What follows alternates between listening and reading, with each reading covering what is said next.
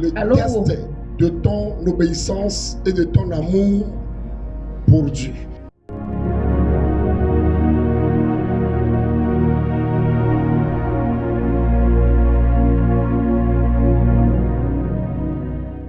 Le Saint-Esprit veut t'amener loin. Il est venu pour t'aider, pour te conduire. Mais la première chose qui doit se passer, il doit te tester. Dites-moi, quel élève passe en classe supérieure s'il n'est pas testé? C'est suite à l'examen qu'on dit, toi, tu as réussi. Passe en classe supérieure. Il y a des gens qui échouent. Il y a des gens qui ne passent pas en classe supérieure. Pourquoi? Ils n'ont pas réussi au test. Donc le Saint-Esprit vient, il veut t'amener très loin. Il est là pour accomplir des choses dans ta vie. Mais il ne va pas avec toi n'importe comment. Il te fera passer par les tests. Tu dois passer par les tests. Tu avais béni Job, mais en ce temps-là, je veux l'amener au double. C'est pourquoi la question au diable, d'où viens-tu? Je sais tout ce qui se passe. Il n'a pas besoin de demander à Satan avant de savoir ce qui se passe. Les yeux de Dieu voient tout sur la terre. Mais cependant, il a demandé à Satan, d'où viens-tu? Satan va dire, je viens de me promener de la terre. Je me promène sur la terre. Et Dieu va lui poser la question, as-tu vu mon serviteur Job? Est-ce que tu l'as vu? Tu as vu sa fidélité? Satan dit, oui, je l'ai vu. Mais il faut voir comment tu l'as protégé. Si seulement tu peux me le livrer. Je dis, vas-y, mais ne touche pas à sa vie. Vas-y, va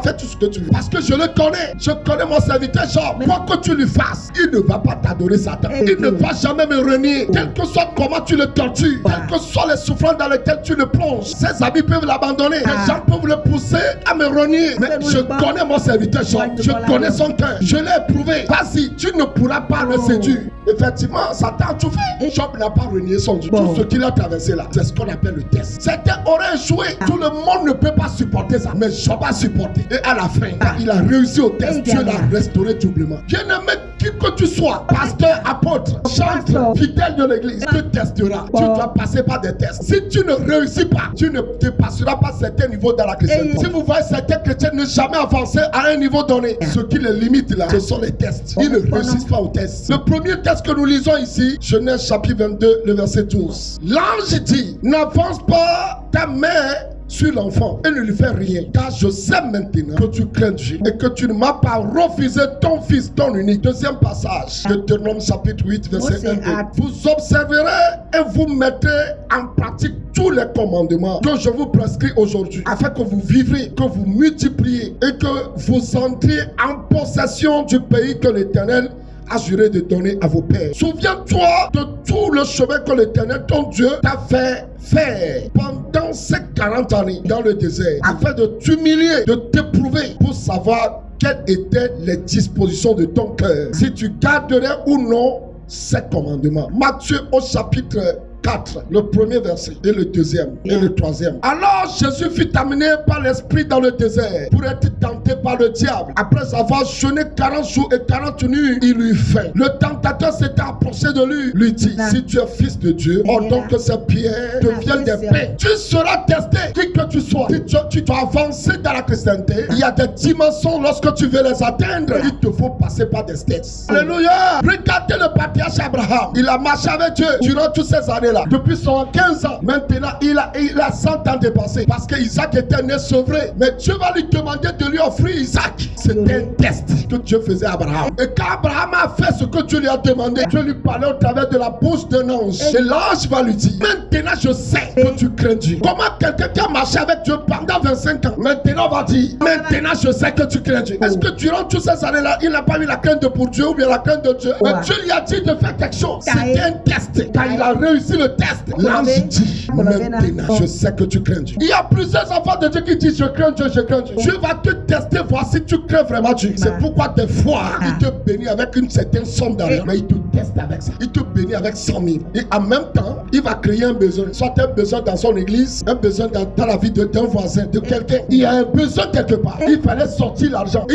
Il sera en train de voir ton cœur, si tu vas donner ou pas. Mais il a un projet de te donner plus que ça. Au lieu de sortir l'argent et t'aider et de faire ce qu'il faut faire, tu n'as pas sorti ce temps. Tu as échoué à ce test. Si tu n'es pas fidèle un peu, ce n'est pas en grand chose que tu vas faire de la fidélité. Si tu n'es pas fidèle un peu, ce n'est pas lorsque tu auras beaucoup que tu seras fidèle. Comment tu peux dire que tu craindras Dieu lorsque tu auras des millions? Tu as 2 000 francs aujourd'hui, tu as 10 000 francs aujourd'hui. nourriture, tu n'arrives pas à prélever la dîme, tu n'arrives pas à prélever l'offrande. Il y a quelqu'un qui crie à côté de toi. Tu pouvais sortir 1000 francs de cette 10 000 pour l'aider. Tu fermes les yeux. C'est quand tu as échoué à ce test-là. Tu te fais le test avec le pain. Tu ne réussis jamais. C'est pourquoi tu ne montes pas. Pourquoi tu n'arrives pas à gagner beaucoup. Quand tu arrives à réussir au test de pain, tu vas commencer à augmenter. Normalement, Israël ne devait pas faire 40 ans dans le désert. C'est peut-être 40 jours. Mais Dieu testait Israël. Le long du chemin, Dieu testait Israël. Tu as mis la mer rouge devant pour voir comment ils vont agir. Mais tu as eu pitié d'eux alors qu'ils pleuraient. Ce Dieu-là qui vous a délivré de la main de Pharaon dans un esclavage de 430 ans n'a-t-il pas le pouvoir de faire le chemin par la mer rouge? Le peuple était devant la mer rouge et le peuple pleurait. Le test, il va vous tester pour voir. Ce n'est pas qu'il n'a pas la puissance. Dieu testait le peuple pour voir la disposition de leur cœur. Des fois, ils n'ont pas de nourriture. Dieu les testait pour voir. Ils n'ont pas d'eau pour boire. Mais Dieu les testait pour voir la disposition de leur cœur. Mais ils criaient. Moïse, nous t'avons dit qu'il fallait nous laisser mourir en Égypte. Il faut voir comment nous avons fait maintenant. On va mourir ici. Dieu n'a-t-il pas le pouvoir? Une journée de faim. Il faut voir comment certaines mentent.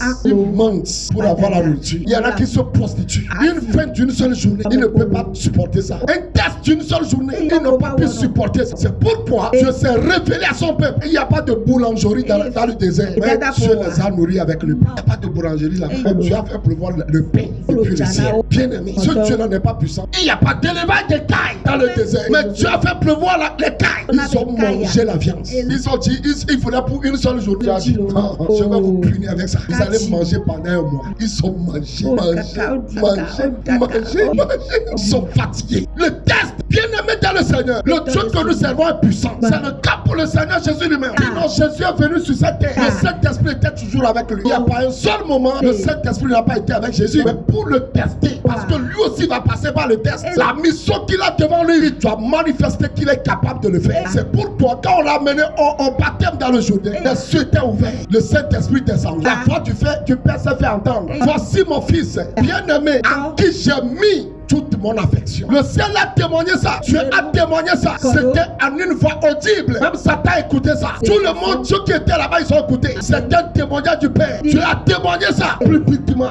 Celui-ci est mon fils à qui j'ai mis toute mon affection. Ça, c'est dans le chapitre 3 de Matthieu. Mais Matthieu chapitre 4, le premier verset. La parole de Dieu dit, et l'Esprit saisit Jésus pour le conduire dans le désert, pour être tenté par le diable, pour être testé, pour voir si Dieu était devant lui là, s'il ne démissionnerait pas. Donc Jésus était dans le désert, sous la direction de qui? Qui le dirigeait? Qui le conduisait? Ce n'était pas le Saint-Esprit. Donc le Saint-Esprit le conduisait. Et la parole dit, il a fait 40 jours et 40 nuits de jeûne et prière sous la puissance de l'Esprit. Le Saint-Esprit l'a soutenu, l'a fortifié. Il n'a pas mangé, mais à la fin du jeûne, la parole de Dieu dit, à la fin du jeûne, la parole dit, il eut faim. C'est dans ce moment que le tentateur s'approcha de lui, c'est-à-dire le diable, celui qui tente.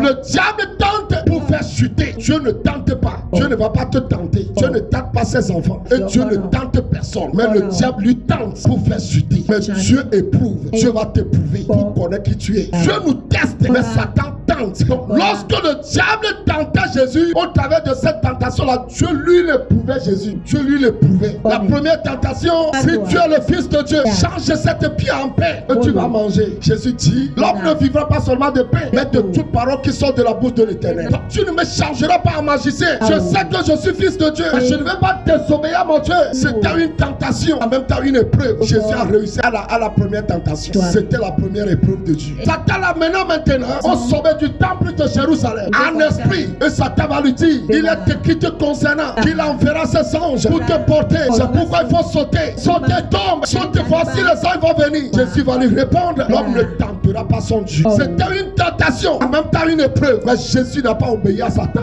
Il a réussi au test. C'était la deuxième tentation du diable, mais la deuxième épreuve de Dieu. Satan n'est pas fatigué. Il te tentera. Quand il sait qui tu es, quand il a vu ta destinée, il te tentera avec le péché. Il te tentera avec le sexe, avec la faim, avec l'argent, parce qu'il a vu ton avenir. Il ne veut pas te laisser accomplir ta destinée. Il veut te faire échouer. C'est pourquoi il amène les tentations. À chaque fois que tu es tenté, c'est le diable qui fait ça. Mais le Saint-Esprit est avec toi. Il va te fortifier. Il va t'aider afin que tu ne tombe pas dans la tentation. Tout comme Jésus a réussi. Satan n'est pas fatigué parce qu'il sait qui est Jésus. Si Jésus échouait, c'est toute l'humanité qui a échoué. C'est pourquoi je dis souvent je ne vais pas échouer. Parce que si j'échoue, c'est l'église qui a échoué. Si je me mets à commettre l'adultère, c'est l'église qui a échoué. À cause de vous et à cause de moi-même ma destinée, je suis tenté, mais je ne tombe pas dans la tentation. Parce que le Saint-Esprit est là pour me donner la force et je triompherai. Parce que chaque tentation que le diable amènera, je me donnerai la grâce suffisante pour toujours vaincre la tentation. Si tu es ici ce matin,